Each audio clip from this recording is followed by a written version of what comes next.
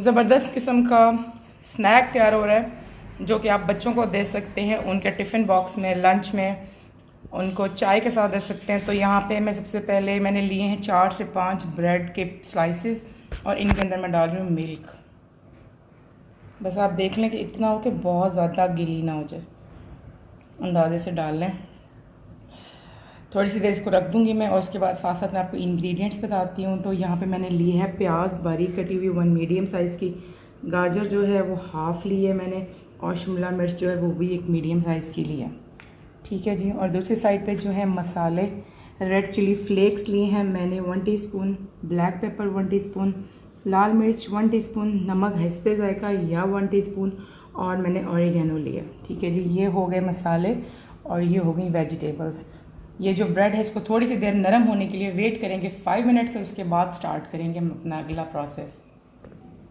Bread जो है वो सॉफ्ट हो गई है और ये तमाम सब्जियां जो हैं वो मैं इसके अंदर डाल रही हूँ। सब्जियां डाल दूँगी मैं सारी, और जो मैंने मसाले बताए आपको वो सारे डाल दूँगी।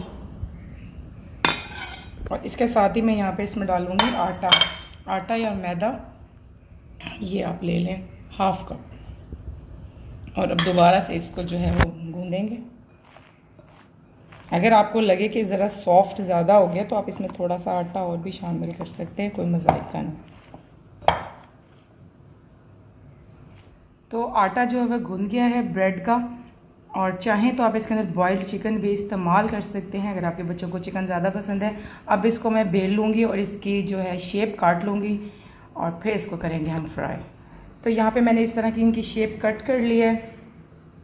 आपके बच्चों को जो शेप पसंद हो वो कर लें, जो शेप्स बाहर से मिलती हैं स्टार वगैरह की, वो भी बना सकते हैं जो शेप अच्छी लगेगी। लेकिन आपने इसकी जो मोटाई है वो इतनी ही रखनी है, मतलब बहुत पतला नहीं कर देना, थोड़ी सी जैसे मोटी रोटी की शेप होती है आपने वो ही रखनी, इसको पतला नहीं करना। ये बहुत मज़े के बनेंगे लो फ्लेम पे। अब मैं इनको फ्राई करने लगी हूँ और यहाँ पे फ्राइंग जो है वो मैंने स्टार्ट कर दी है।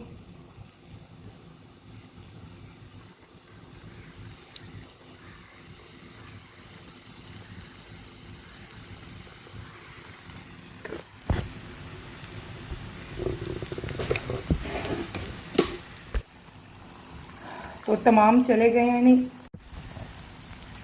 तो जी अब ये हो रहे हैं फ्राई लो फ्लेम पे। आप इसको चाहें तो बेक भी कर सकते हैं और शैलो फ्राई भी कर सकते हैं, लेकिन बच्चों को फ्राई चीज़ें ज़्यादा पसंद होती हैं तो इसलिए मैं इस वक्त इनको फ्राई कर रही हूँ। कुछ फ्राई हो चुके हैं और बाकी जो है वो यहाँ पैन में है, ये भी फ्राई हो जाए।